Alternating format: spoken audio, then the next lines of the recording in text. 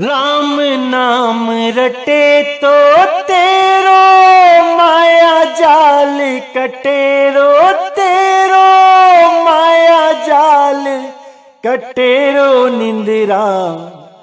बेच दूं कोई ले तो निंदिरा, बेच दूं कोई ले तो निंदिरा, बेच दूं कोई ले तो।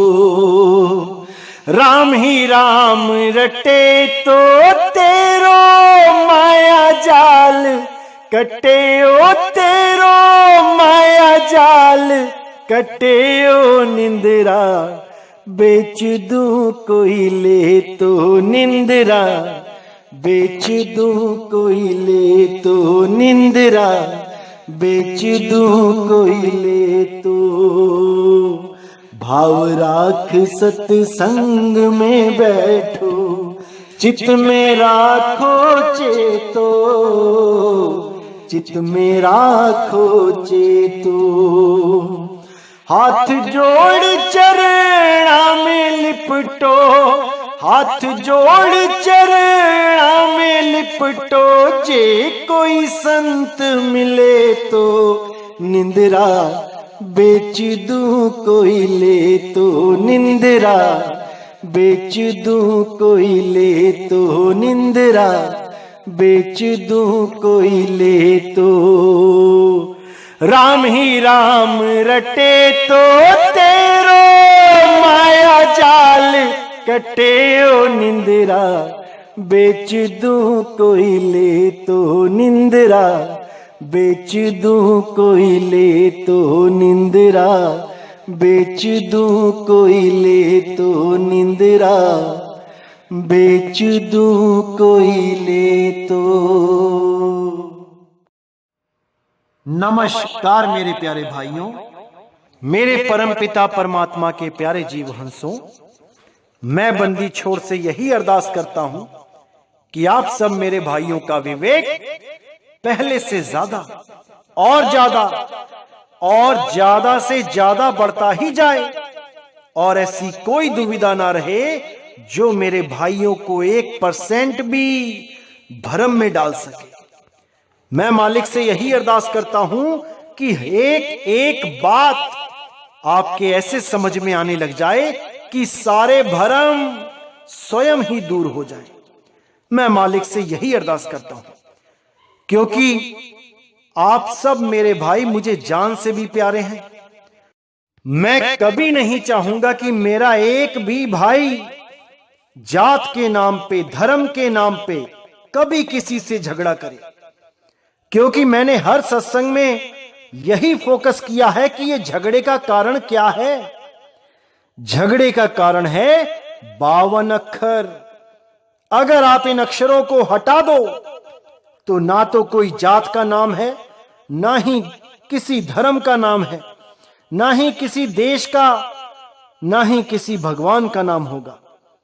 सारे नाम इन 52 अक्षरों के द्वारा ही पैदा होते हैं और इन 52 अक्षरों के लय के साथ ही खत्म हो जाते हैं। हम केवल और केवल 52 अक्षरों के पीछे लग के एक दूसरे से वैर विरोध करते हैं, जबकि परमात्मा ने कोई कमी नहीं छोड़ी हम में। सबको हाथ पैर आंख नाक कान दिए हैं, सबको 5 तत्वों का शरीर दिया है, सबके पास सब कुछ है, बस हम कर्मों के अनुसार दुख भोग रहे हैं।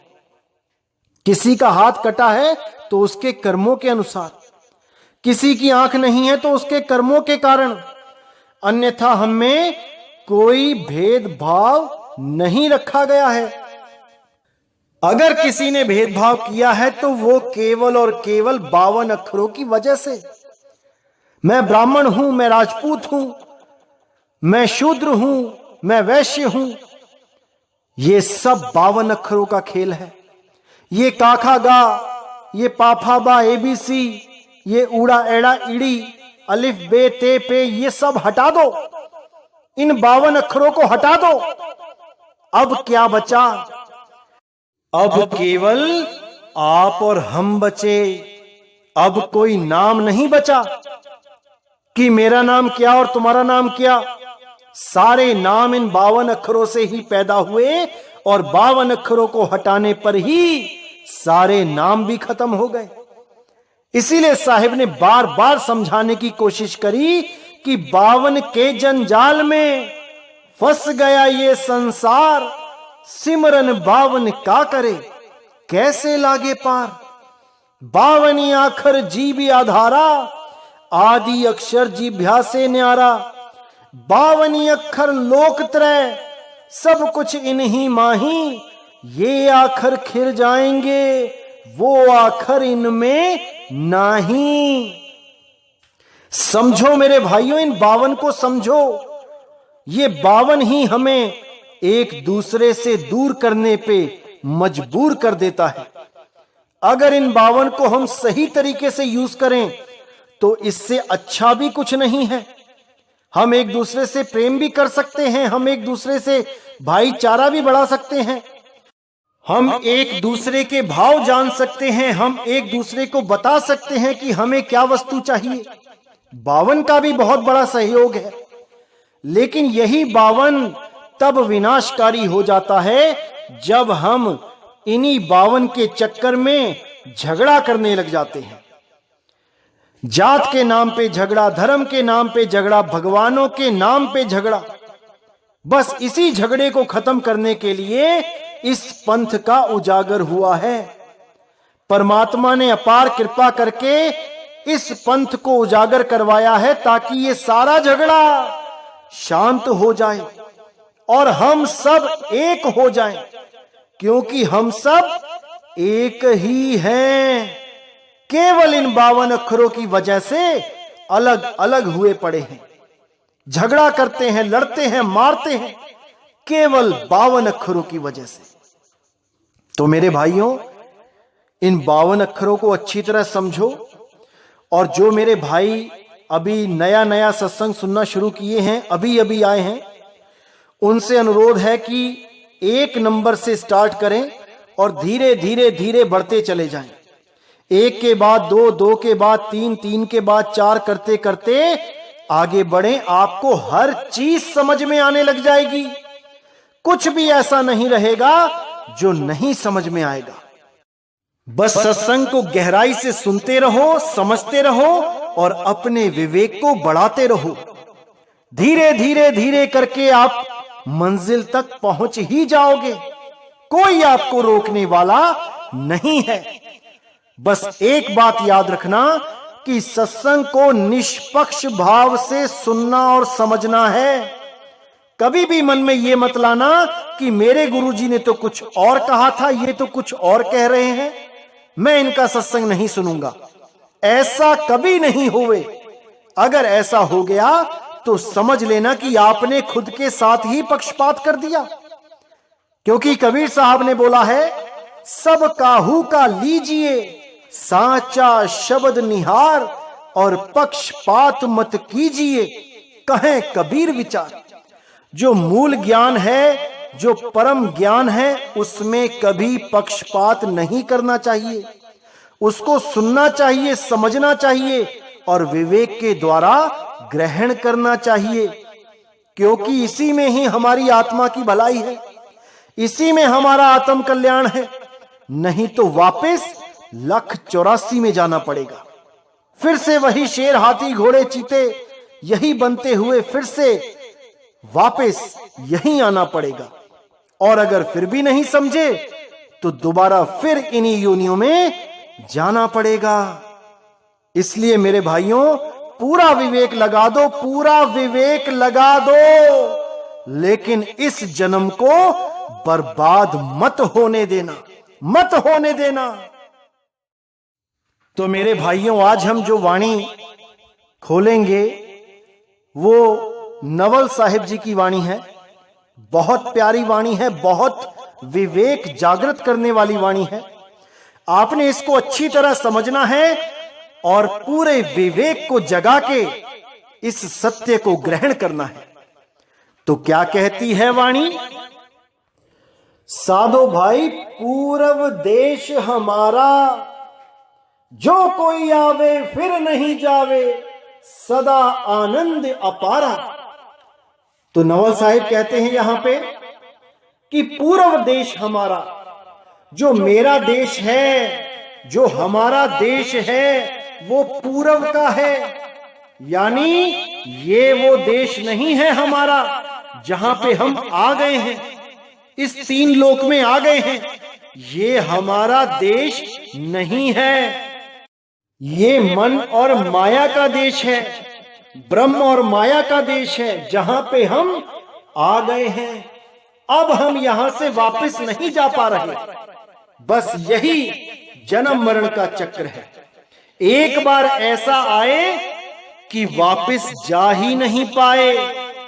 इसीलिए संत महात्मा हमें बार बार याद दिलाते हैं कि चलो रे हंसा, अपने देश को रहना नहीं, देश बेगाना है। यह धरती कागज की पुड़िया, अरे बूंद पड़े घुल जाना है। चलो मेरे हंसा, अपने देश को उडारी मारो। तो आगे कहते हैं, जो कोई आवे फिर नहीं जावे, सदा आनंद अपारा। जो एक बार वहां चला गया वो फिर वापस नहीं आता। वो अपने आनंद में रहता है, अपने स्वरूप में स्थित हो जाता है। फिर वो ना कहीं आता है और ना कहीं जाता है। अरे आवे ना जावे, जन्मे नहीं मरे, सो निज पीव हमारा हो। हमारा जन्म जन्म का भटकना खत्म हो जाता है और हम अपने सत्य स्वरूप में स्थित हो जाते हैं। उस परम आनंद में सदा सदा के लिए स्थिर हो जाते हैं। फिर ना कहीं आना ना कहीं जाना, आपे में आप समाना। फिर हमारी स्थिति ऐसी हो जाती है, अब कहीं नहीं जाना, कहीं नहीं आना, बस अपने निज स्वरूप में स्थित रहना। तो आगे कहते हैं, सच्चिदानंद अद्वैत अखंडा, नहीं माया विस्तारा। ज्योति निरंजन वह नहीं पहुंचे, वह नहीं शब्द ओंकारा। यानी जिस देश की मैं बात कर रहा हूं वो सच्चिदानंद अद्वैत अखंडा, यानी वहां पे सत्य चित आनंद अवस्था में आप सदा सदा के लिए रहोगे। अद्वैत यानी वहां दो नहीं होंगे, वहां पर आप ही आप होगे। वहां पर एक ही स्वरूप होगा, वहां दो नाम की कोई चीज नहीं होगी। सच्चिदानंद अद्वैत अखंडा, वो देश कभी खंडित नहीं होगा। वहां पर प्रलय महाप्रलय नहीं होगी। नहीं माया विस्तारा, वहां पे किसी माया का विस्तार नहीं होगा। माया का विस्तार क्या है? त्रिगुणी माया। वहां पर रजोगुण सतोगुण तमोगुण का प्रभाव नहीं होगा। वहां पर कोई पैदा नहीं होता, वहां कोई मरता नहीं है, वहां कोई शरीर नहीं होगा, वो शरीरों से न्यारा है। वहां कोई इंद्रियां नहीं होंगी, वो इंद्रियातीत है। वहां कोई अवस्थाएं नहीं होंगी, वो सारी अवस्थाओं से परे है। क्योंकि बहुत से लोग इन अवस्थाओं में भी उलझा देते हैं। जागृत स्वप्न सुषुप्ति तुरिया तुरियातीत। बहुत से लोग तुरिया पद को सत्य मान बैठते हैं और हृदय चक्र में ध्यान लगाते हैं, हृदय कमल में ध्यान लगाते हैं। यह भी अज्ञान ही है, इसको भी त्याग देना है। तुरियातीत पद से भी न्यारे हो जाना है, तब जाके इस अवस्था को प्राप्त कर पाओगे। और ये अवस्था केवल विहंगम चाल से मिलती है। अरे शब्द विहंगम चाल हमारी, कहें कबीर सतगुर दई तारी। खुले कपाट शब्द झनकारी, वो पिंड यंड के पार। सो देश हमारा है, करने नो दीदार, महल में प्यारा है। तो इसको अच्छी तरह समझना है कि क्या बता रहे हैं नवल साहिब जी। तो कहते हैं, ज्योति निरंजन वहां नहीं पहुंचे, वहां नहीं शब्द ओंकारा। कि ज्योति निरंजन भी वहां नहीं पहुंच पाए और ना ही कोई भी ओंकार शब्द का जाप करके वहां पहुंच सकता है। कोई नहीं पहुंच सकता। तो आगे कहते हैं, 4 धाम नहीं योग 21, नहीं रवि शशि तारा, 3 ताप नहीं 5 विकारा, नहीं वहां सोहम उच्चारा। कि चारों धाम की यात्रा करने के बाद भी आप वहां नहीं पहुंच पाओगे, ना ही कितने ही योग कर लो, 2100 योग कर लो, तब भी नहीं पहुंच पाओगे।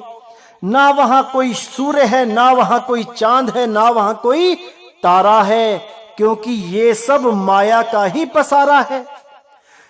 3 ताप नहीं 5 विकारा, वहां 3 ताप भी नहीं है, ना ही वहां पे ये 5 विकार हैं, काम क्रोध लोभ मोह अहंकार।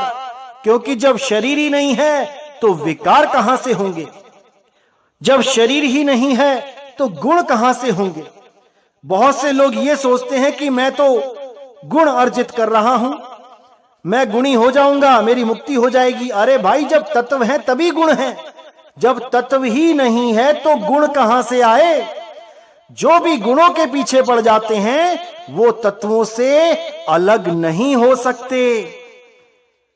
तत्वों से अलग होने के लिए केवल और केवल आत्म ज्ञान की जरूरत है, जिसके लिए कृष्ण जी ने साफ बोला 3 अध्याय 17वें श्लोक में कि हे अर्जुन, बहुत से तंत्र मंत्र जंत्र योग आदि बहुत से ग्रंथों में उनका जिक्र है, और बहुत से योगी इन्हीं को करते हुए अपने जीवन को आगे बढ़ाते हैं। लेकिन जो भी आत्म ज्ञान में निष्ठा करता है, जो भी आत्म ज्ञान को प्राप्त करता है, जो भी आत्मा में स्थिर हो जाता है, उसके लिए ये कर्म कर्तव्य लागू ही नहीं होते। उसको कुछ करने की जरूरत नहीं है, कोई जप नहीं, कोई तप नहीं, कोई क्रिया कर्म नहीं, कोई पूजा पाठ नहीं, कोई तीर्थ व्रत, कुछ नहीं। बस अपनी आत्मा में स्थिर होके वो उस परमात्मा का अनुभव करे, बस इससे ज्यादा कुछ नहीं। और 3 अध्याय के 18वें श्लोक में क्या बोला कि हे अर्जुन, जो अपनी आत्मा में स्थित हो जाते हैं वो स्थित प्रज्ञ किसी और के सहारे नहीं रहते। उन्हें अब किसी के सहारे की जरूरत नहीं है, वो स्वयं सिद्ध हैं, वो स्वयं आत्म ज्ञानी हैं।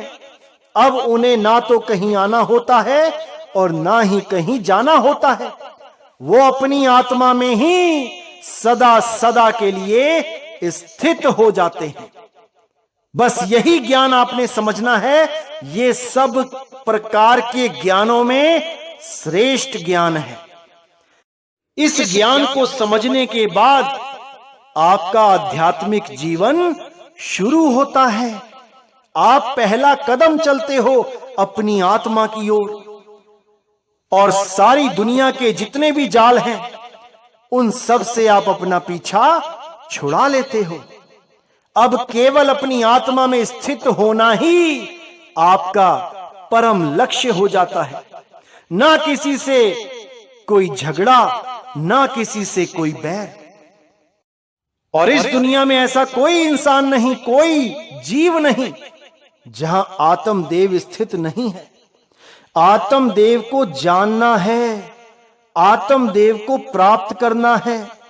आत्मदेव को प्राप्त करके ही हम सदा सदा के लिए मुक्त हो जाएंगे इन संसार से, इन शरीरों से। किसी के साथ कोई वैर विरोध रहेगा ही नहीं। बस हमने इसी पे अटल होना है। तो साहिब कहते हैं, आत्म ज्ञान बिना नर भटके, कभी मथुरा कभी काशी। कहीं भटकने की जरूरत नहीं रहेगी। जो कृष्ण जी ने बोला है, जो कबीर साहब ने बोला है, जो अन्य संतों ने बोला है, उस पे टिक जाओ, उस पर अटल होके टिक जाओ। फिर सारे भरम दूर हो जाएंगे, हर चीज प्राप्त हो जाएगी। कुछ भी ऐसा शेष नहीं रहेगा जो बकाया रह जाए, क्योंकि हाथी के पांव में सबका पांव। तो कहते हैं तीनों प्रकार के ताप नहीं वहां पे, ना 5 विकार, और नहीं वहां सोहम उच्चारा। यानी कि कोई सोहंग सोहंग करके सोचे कि मैं वहां पहुंच जाऊंगा, सोहंग मंत्र जप के वहां पहुंच जाऊंगा, कभी नहीं पहुंच सकते। क्योंकि साहिब कहते हैं सोहंग सोहंग जपी मुआ, मिथ्या जन्म गवाया। जो भी सोहंग सोहंग का जाप कर रहे हैं जन्म मिथ्या ही जा रहा है। क्योंकि सोहंग कोई जाप नहीं है, सोहंग वस्तु का नाम है। उस वस्तु को ढूंढो जिसका नाम सोहंग है। इसीलिए साहिब ने बोला जो जन होंगे जौहरी, रतन लेंगे बिल गाए, और सोहंग सोहंग जपी मुआ, मिथ्या जन्म गवाए। जो जौहरी होगा वो निवेड़ा कर लेगा कि मैंने सोहंग जपना है या सोहम अवस्था को प्राप्त करना है। उस वस्तु को जान के, जिस वस्तु के बारे में साहिब कहते हैं अरे वस्तु कहीं और ढूंढे कहीं, कैसे लागे हाथ और गुप्त वस्तु तब मिले जब भेदी लीजे साथ। जन्म जन्म से उस वस्तु को ढूंढते हुए हम यूं ही भटक रहे हैं और वो वस्तु प्राप्त नहीं हो रही है। क्योंकि हमें जितने भी गुरु मिल रहे हैं ये वस्तु का नाम जपाने वाले मिल रहे हैं, वस्तु का भेद बताने वाला कोई नहीं मिल रहा। इसीलिए हम भटक रहे हैं, इसीलिए हम बार बार जन्म मरण में गोते खा रहे हैं। अब अगर हमें ऐसा कोई सतगुरु मिल जाए जो हमें उस वस्तु का लखाव करा दे तो मेरे भाई हमारा जन्म सफल हो जाएगा। कोई नहीं रोक सकता मुक्त होने से, पर हमें वस्तु का ज्ञान ही नहीं है, हमें वस्तु का बोध ही नहीं है। और कोई अगर वस्तु की बात करे तो सारा जगत उसका बैरी हो जाता है। क्योंकि सारा जगत जपने में ही संतुष्ट है, वो 52 अक्षरों को पकड़ने में ही संतुष्ट हैं। 52 अक्षर छोड़ने की बात करो तो उनको लगता है कि हमारी दुनिया ही लूट ली इसने, तो हमारे तो भगवान ही छीन लिए इसने। अब हम कोई नाम ही नहीं जपेंगे तो भगवान को खुश कैसे करेंगे? ये दुविधा उनके मन में आ ही जाती है। लेकिन मेरा पूरा यकीन है जिसने हमारे सत्संग 1 नंबर से सुनने शुरू कर दिए उसके मन में 1% भी ये भ्रम नहीं आएगा। इसीलिए मैं बार बार कहता हूं कि शुरू से शुरुआत करो और धीरे धीरे धीरे आगे बढ़ते जाओ। और एक दिन ऐसा आएगा जब आप पूर्ण विवेकी हो जाओगे, उसके बाद आपको कोई भ्रमित नहीं कर सकता। मैं बस उस दिन का इंतजार कर रहा हूं जब परमात्मा के सारे जीव एक साथ एक झंडे के नीचे खड़े होके सतनाम का जयकारा लगाएंगे। मैं बस उस दिन का इंतजार कर रहा हूं जब पूरा विश्व एक भाषा का, एक झंडे का, एक भगवान परमात्मा अल्लाह वाहेगुरु एक का समर्थन करेगा। इन 52 अक्षरों में नहीं उलझेगा, वो सबको एक करके मानेगा। बस समझ जाना मेरे भाई कि नए युग की शुरुआत हो गई है, नया संसार बनने वाला है। अब कोई भी किसी को भी 52 अक्षरों के जाल में नहीं उलझा पाएगा। 52 अक्षरों का सहारा लेके, भगवानों के नामों का सहारा लेके, अल्लाह वाहेगुरु गॉड के नामों का सहारा लेके भ्रमित नहीं कर पाएगा, लड़ा नहीं पाएगा। क्योंकि हम सबका मालिक एक है। बस उस मालिक को प्राप्त करना ही हमारे जीवन का परम लक्ष्य है, ना कि अपने मालिक के नाम के पीछे लड़कर अपने ही मालिक के दूसरे बच्चों का सर फोड़ना हमारा लक्ष्य है। कभी नहीं, ऐसा तो कभी सपने में भी नहीं करना है। हम सबने एक दूसरे से प्रेम करना है, पूरे विश्व से प्रेम करना है। क्योंकि हमारे तो संस्कार ही यही हैं। वसुधैव कुटुंबकम, पूरा विश्व मेरा परिवार है, कोई बेगाना नहीं है, कोई पराया नहीं है। सब में वो आत्मदेव विराजमान है, सब में वो शक्ति विराजमान है, बस उसको पहचानना है। क्योंकि मन भी सब में विराजमान है। मन के भी कहे चल पड़ते हैं बहुत से लोग, हमने उनको भी पहचान लेना है। दोनों की पहचान करनी है, कौन असत्य के रास्ते पे चल रहा है और कौन सत्य के रास्ते पे।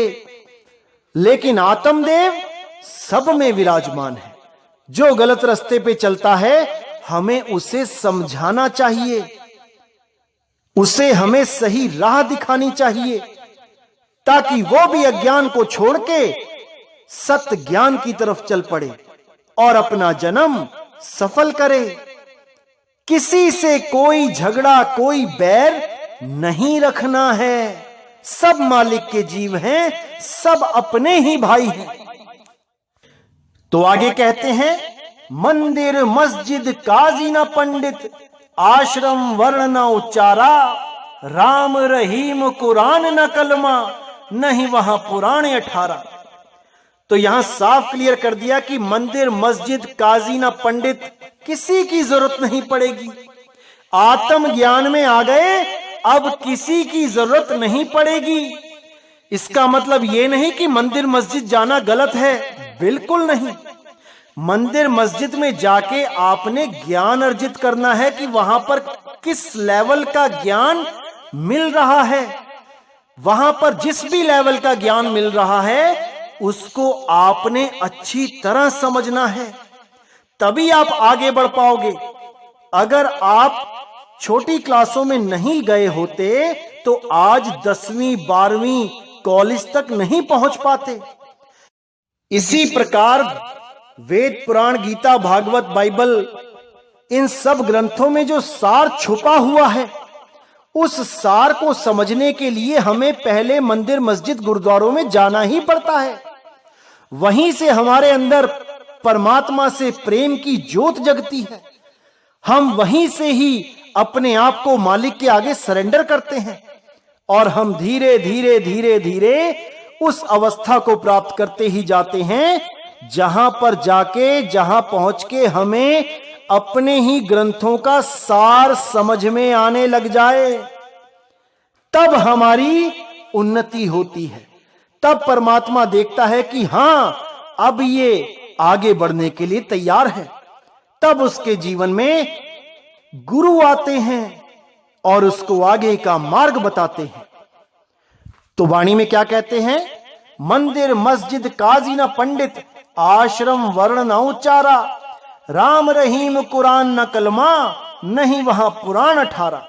उस आत्म ज्ञान को प्राप्त करने के बाद आपको किसी भी वस्तु की कोई जरूरत नहीं रह जाती, क्योंकि गुरु ग्रंथ साहब में भी बोला है, आत्म में राम, राम में आत्म।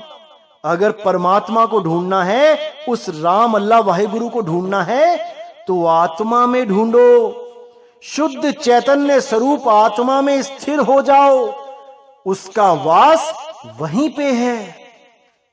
तो आगे कहते हैं, नारद सारद शेष महेश नाही, निर्भय केवल सत सारा, कह नव लो वो देश निचिंता, सत्य संत पुकारा। यानी आत्म ज्ञान में आकर ही आप निर्भय पद को प्राप्त कर सकते हो, जहां पर मृत्यु का भय ना हो, क्योंकि आप अभ्यास करते हुए पहले ही शरीर से बाहर आना शुरू कर देते हो। शरीर से बाहर यानी विदेही अवस्था में आना शुरू कर देते हो, और जैसे ही आप उस विदेही अवस्था में टिक जाते हो, उसके बाद मृत्यु का भय खत्म हो जाता है। फिर आप 3 लोक को पार कर जाते हो। इसी को गुरु ग्रंथ साहब में चौथा पद बोला गया है।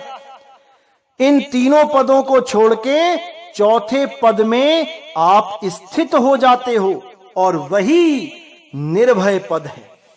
इसी के लिए बोला, कह नव लो वो देश निचिंता, यानी जहां किसी चिंता का कोई स्थान ही नहीं, वो देश ही निचिंता है, वो देश ही बेगम देश है जहां कोई गम नहीं। सत्य संत पुकारा, सच्चे संतों ने उस चौथे पद, उस विदेही अवस्था के लिए पुकारा है, ना कि तुम्हें तुम्हारे ही इस तीन लोक में, इस शरीर में ही ध्यान लगवा देना है। कोई त्रिकुटी में ध्यान लगा के बैठ गया, कोई कंठ में ध्यान लगा के बैठ गया, कोई नाक पे ध्यान लगा रहा है, कोई नाभि में ध्यान लगा रहा है, कोई श्वासों में सोहंग सोहंग कर रहा है, कोई हृदय में आत्मा का स्थान समझ के बैठा है कि हृदय में आत्मा रहती है। ऐसे ही अज्ञानी लोग इस जीव को इस शरीर में बांध देते हैं। जिस देश से वो आया है उस देश की खबर नहीं है, और जिस देश में वो फंस गया है उसी देश में उसका असली घर बता देते हैं। यही दुविधा है। जब अपने इस शरीर के अंदर ही परमात्मा ढूंढोगे तो शरीर छूटने पे जाओगे कहां? इस शरीर में तो तुम्हें एक सेकंड के लिए भी नहीं रहने दिया जाएगा। शरीर पूरा होते ही, समय पूरा होते ही तुम्हें बाहर निकलना पड़ेगा, और बाहर निकलने के लिए 9 दरवाजे खुले हुए हैं। इन 9 दरवाजों से निकलना ही पड़ेगा। 2 आंख के छिद्र, 2 नाक के छिद्र, 2 कान के छिद्र, मुंह और लिंग गुदा, इनमें से निकलना ही पड़ेगा। ऐसा कोई जीव नहीं जो इनमें से ना निकले। और जो योगी योगेश्वर होते हैं, जो प्राणों की साधना कर लेते हैं, सोहंग सोहंग जप लेते हैं, वो 10वें द्वार को तोड़ के निकल जाते हैं ऊपर ब्रह्मांड में, वो भी वापस आते हैं। अब जो असली सत्य साधक हैं वो ना तो इस शरीर में ध्यान लगाते हैं और ना ही 10वां द्वार फोड़ के ऊपर ब्रह्मांड में जाते हैं, वो अपने स्वरूप में सिद्ध हो जाते हैं। अब बस करना क्या है कि कोई भेदी गुरु मिले जो उसके स्वरूप का लखाव करा दे, उस अखंड नाद का लखाव करा दे, ताकि सूरत इन 52 अक्षरों, इन नकली नामों, इस नकली घर को छोड़ के अपने स्वरूप में स्थित होने के लिए निकल पड़े, और एक दिन मालिक की कृपा से अपने स्वरूप में स्थिर हो जाए। उसके बाद उसको ये आना जाना नहीं पड़ता, कहीं नहीं जाना, अपने स्वरूप में रहना है, सदा सदा के लिए रहना है, अनंत समय के लिए रहना है। लेकिन जो गुरुआ लोग ना तो अपने स्वरूप को जानते हैं, ना ही शिष्य के स्वरूप को जानते हैं, और घूम घूम के देश विदेश में बड़े बड़े आश्रम बना के प्रचार भी करते हैं, और अपने शिष्यों को क्या बताते हैं कि मैं तुम्हारा गुरु हूं, जब भी ध्यान पे बैठना है तो मेरे शरीर की, मेरे चेहरे की, मेरे स्वरूप की साधना करनी है, यानी मुझे अपने ध्यान में एकाग्र करना है, मेरे शक्ल पे ध्यान को एकाग्र करना है। और शिष्य बेचारा उस गुरु की शक्ल को ध्याता रहता है, ध्याता रहता है, उसमें अपनी सूरत को एकाग्र करता रहता है। वो नादान ये भी नहीं जानता कि वो कर क्या रहा है। अरे भाई, वो इंद्रिय ज्ञान है। तुम आंखों, कानों, नाक, गालों, बालों, चेहरों के चक्कर में पड़ गए हो मेरे भाई। तुम शब्द के पास नहीं जा रहे हो, तुम शक्ल के पास जा रहे हो, और वो भी केवल वही जा पा रहे हैं जो आंख वाले हैं। जो अंधे हैं उनका क्या उनको परमात्मा नहीं मिलेगा? यही भरमजाल है, यही भरमजाल है जो सारे समाज में फैला दिया गया है। कोई भी गुरु ले लो, किसी भी पंथ का, वो अपने शरीर को ही परमात्मा घोषित करने में लगा है। वो यही वादे कर रहा है कि मैं ही लेने आऊंगा, परमात्मा मेरा रूप धारण करके तुम्हें लेने आएंगे। क्यों भाई, परमात्मा का अपना रूप नहीं है क्या परमात्मा की कोई अपनी शक्ल नहीं है जो आपकी ही शक्ल में लेने आएंगे? ऐसा मूर्ख बना दिया है लोगों को कि क्या बताएं। लेकिन मेरे भाइयों, अब आपने हर चीज को समझ जाना है, क्योंकि एक समय ऐसा आता है जब पूरे विश्व की जागृति का समय होता है, और वो समय आ चुका है मेरे भाइयों, समय आ चुका है। हमने शब्द गुरु और देह गुरु में फर्क जान लेना है कि क्या फर्क है। गरीबदास जी महाराज छुड़ानी धाम वाले अपनी वाणी में कहते हैं कि दादू का पिंजरा पड़ा और वो नानक की देह, इनमें सतगुरु कौन है, मोह को बड़ा संदेह। जो लोग शरीरों को गुरु मान के बैठे हैं, अब इनमें से किसको गुरु कहोगे? अगर इनको गुरु कहते हो तो ये तो मृत अवस्था में पड़े हैं, यानी आपका गुरु ही मर गया, तो आपको कौन बचाएगा? इसीलिए नानक साहब ने कहा है कि उसको सिमरो जो कभी नहीं मरता, उसको जानो जो कभी पैदा भी नहीं होता, वो सदा सदा से है और सदा सदा रहेगा। केवल हमने उसके बारे में अच्छे से समझ लेना है, क्योंकि जब तक आपने समझा नहीं तब तक आप उस रास्ते पे चल पाओगे नहीं। पूरे विश्वास के साथ तो तभी चल पाओगे जब अच्छी तरह सत्य सत्य को समझ जाओगे। इसीलिए साहिब ने कहा, सार शब्द हम भाग सुनाया और मूर्ख जीव समझ नहीं पाया। सार शब्द की महिमा तो मैंने भाग के सुना दी, लेकिन ये मूर्ख जीव उस महिमा को समझ ही नहीं पाया। वो आज भी सार शब्द को कोई 52 अक्षरी नाम या वो आ समझ रहा है। वो कई लोग तो आ को पकड़ के बैठे हैं, सार शब्द इसी को मान लेते हैं। ऐसे मूर्खों का कुछ नहीं हो सकता, क्योंकि ये तो अनुभव का विषय है, ना कि गला फाड़ के आ चिल्लाने का विषय है। और जब आप उसको जान जाओगे कि वो क्या है, तो अपने आप ही समझ जाओगे कि वो आ से कितना भिन्न है।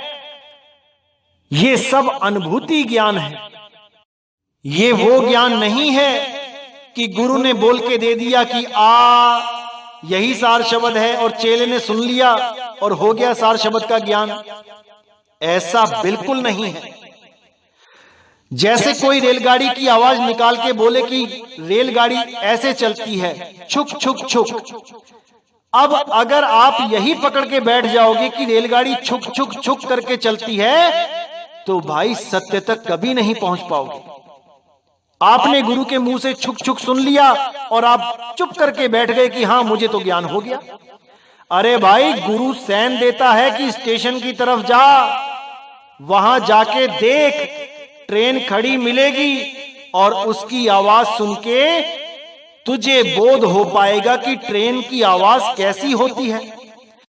ये जो मैंने बोल के छुक छुक बताया है, ये तो एक संकेत मात्र है, और ये संकेत भी मैं केवल उसी को दे सकता हूं जिसके कान हैं, जिसकी कान रूपी इंद्री कार्य कर रही है। बहरों को छुक छुक भी नहीं बताया जा सकता, तो क्या बहरे कभी मुक्त नहीं हो पाएंगे? क्या उन्हें कभी सार शब्द का बोध नहीं हो पाएगा? ऐसा मूर्ख बना दिया है इन लोगों ने। लेकिन मेरे भाई, आपने पूरा विवेक लगाना है, पूरा विचार करना है कि सत्य क्या है, असत्य क्या है। कबीर साहब का सिद्धांत कभी ये नहीं रहा कि कोई भी गुरु मुंह से बोल के बताए सार शब्द कैसा होता है। कबीर साहब का तो बस यही सिद्धांत है कि सुरत बांध स्थिर करो, आठों पहर हुजूर। जो स्थान आपको बताया जाएगा उसमें आपने अपनी सुरत को आठों पहर स्थिर करना है। शब्द गुरु तो वहां पहले से ही प्रकट है और आपकी सुरत स्वयं ही शब्द गुरु को पहचान लेगी, क्योंकि वो आनंद का सागर है। जैसे ही वो परम आनंद को प्राप्त करेगी, वो खुद निहाल हो जाएगी, वो खुद समझ जाएगी कि मुझे क्या प्राप्त हुआ है। और अगर 1% भी संशय रहा, तसल्ली नहीं हुई, तो समझ जाना मेरे भाई, अभी शब्द गुरु मिला ही नहीं है। बहुत से लोग कुछ और ही सुन के आ जाते हैं और कहते हैं हमें कुछ सुनाई दिया जी, क्या वही शब्द है? और परम आनंद की बात करो, आनंद की बात करो तो कुछ भी नहीं है। तो काल भगवान बहुत जोर लगाता है कि कैसे भी मैं इस सूरत को फंसा दूं, लेकिन परमपिता परमात्मा जब दया करते हैं तो सूरत को चुंबक की तरह खींच लेते हैं और अपने में स्थिर कर लेते हैं। तब उसको किसी से पूछना नहीं पड़ता कि जो मुझे प्राप्त हुआ है क्या वही शब्द गुरु है। वो खुद समझ जाती है, वो खुद जान जाती है, क्योंकि वो संतुष्ट हो जाती है, वो सहज हो जाती है। तो मेरे भाइयों, अच्छी तरह समझना है कि हमें कहां भ्रमित किया जा रहा है, क्योंकि मैं नहीं चाहता कि मेरा एक भी भाई अब दोबारा भ्रमित होके 84 में चला जाए।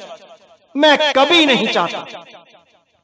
तो मेरे भाइयों, पूरा विवेक लगा के सत्संग सुनना है, सत्य असत्य का निबेड़ा करना है, क्योंकि आप ही अपने आप को बचा सकते हो इस काल के जाल से। अपने आप को स्वयं ही बचाना है। गुरु तो केवल दाव देगा, गुरु तो केवल रास्ता बताएगा, चलना आपने ही है। तो मेरे भाइयों, पूरा विवेक लगा दो, जितना है लगा दो, लेकिन ये बाजी हारनी नहीं है, क्योंकि भ्रमित करने वाले बहुत बैठे हैं। बहुत से बोलेंगे आपको कितना टाइम हो गया नाम लिए, आप कहोगे जी 1 साल हो गया, 2 साल हो गया, 3 साल हो गए, अभी तक शब्द गुरु प्रकट नहीं हुआ। इसी का फायदा उठा के वो सामने जो भ्रमित करने वाले बैठे हैं वो क्या बोलेंगे कि हमारे पास आ जाओ, 5 सेकंड में शब्द गुरु प्रकट करवा देंगे, 2 सेकंड में परमात्मा तक पहुंचा देंगे। और जब आप वहां जाओगे, उनसे नाम दीक्षा लोगे और बोलोगे जी कुछ हुआ तो है नहीं, तो कहेंगे अभी तुम्हारा मन शुद्ध नहीं है, जाओ इस नाम का सिमरन करो, पहले मन शुद्ध करो, फिर 5 सेकंड में तुम्हें सार शब्द का लखाव करेंगे। ऐसे भी बहुत से बैठे हैं, लेकिन आपने अपने विवेक को जगा के रखना है। साहिब कहते हैं धीरे धीरे रे मना, धीरे सब कुछ होए, माली सींचे 100 घड़ा, ऋतु आए फल होए। माली बीज बोएगा, पौधा बनेगा, फल मिलेगा, इसमें कोई शक नहीं। सारे ही माली यही बोलेंगे कि ऐसे ही फल मिलता है, पेड़ लगा के ही फल मिलता है, कोई शक नहीं। लेकिन अगर कोई माली ये कहने लग जाए कि आज ही बीज बोवो, आज ही पानी डालो, आज ही फल मिल जाएगा, तो समझ जाना मेरे भाइयों कि आपको भ्रमित किया जा रहा है, आपको आकर्षित किया जा रहा है, लालच दिया जा रहा है, और ये लालच ही आपको जन्म मरण में फंसा देगा, क्योंकि वो सही साधना नहीं दे पाते। घुमा फिरा के फिर इसी श्वासों में, इसी शरीर में, इसी हृदय कमल में, इसी नाभि में, इसी त्रिकुटी में उलझा देते हैं। कोई प्रकाश में उलझा देगा कि प्रकाश दिखाई देगा, वही परमात्मा है, वही सार शब्द है। बहुत से लोग बैठे हैं मेरे भाइयों जाल लेके, लेकिन आपने इन जाल में नहीं फंसना है। आपके अपने स्वरूप के अलावा सब झूठ है, आपका स्वरूप ही सत्य है। अपने ही स्वरूप को जानना है, नहीं तो उस कुत्ते की तरह हाल हो जाएगा जो अपना ही चेहरा देख के शीशे में दिन रात भौंकता है, क्योंकि वो अपने स्वरूप को नहीं जानता, अपने प्रतिबिंब को सत्य मानने लग जाता है। तभी साहिब ने बोला, जैसे स्वान कांच मंदिर में भरमते भूख मरेओ, ऐसे नहीं भरमना है। अपने स्वरूप को जानो, अपने शब्द को जानो, अपनी आवाज को पहचानो कि मेरी आवाज क्या है। जब आप अपने नाम को पहचान जाओगे तो बाबा नानक की तरह गाओगे, कोई नाओ न जाने मेरा, कोई नाओ न जाने मेरा, कोई नाओ न जाने मेरा, कोई नाओ न जाने मेरा। कहो नानक ये तेरी वड्याई, कहो नानक ये तेरी वड्याई। नाओ न जाने मेरा, कोई नाओ न जाने मेरा, कोई नाओ न जाने मेरा, कोई नाओ न जाने मेरा। तो इसी के साथ मेरे भाइयों मैं अपनी वाणी को विराम देता हूं और अगला सत्संग बहुत जल्दी आएगा और आपके सारे भ्रम को तोड़ के रख देगा, क्योंकि मैं बस यही चाहता हूं कि मेरे सब भाई सत्य असत्य का निर्णय करना सीख जाएं, ताकि वो सेल्फ डिपेंड हो जाएं। क्योंकि सेल्फ डिपेंड होंगे तो आपका गुरु हमेशा आपके साथ रहेगा। आपको किसी बैसाखियों की जरूरत नहीं पड़ेगी। इसी को आत्मनिर्भरता कहते हैं। आत्मनिर्भर हो जाओ, स्वयं सिद्ध हो जाओ, फिर आपको कोई नहीं रोक सकता। लेकिन ये आप कब हो पाओगे? जब भेदी गुरु से पूर्ण ज्ञान प्राप्त करके साधना में लीन रहोगे, 24 घंटे उस मालिक को याद करोगे, सारी दुनिया के कार्य करते हुए भी। ऐसा नहीं है कि काम धाम छोड़ के आप किसी जंगल में जाओगे तो परमात्मा मिलेगा, ऐसा नहीं है। हृदय नाम ते आओ, कर बैठे प्रभु पाओ। तो मेरे भाइयों, हर चीज को समझना है, हर चीज पे विचार करना है, क्योंकि इंसानी जन्म बार बार नहीं मिलता। तो इसी के साथ मैं वाणी पे विराम देता हूं। बोलिए सतगुरु बंदी छोड़ सतगुरु सत्य कबीर साहिब की सदा ही जय हो, सदा ही जय हो। मेरे मालिक की साहिब बंदगी सतना।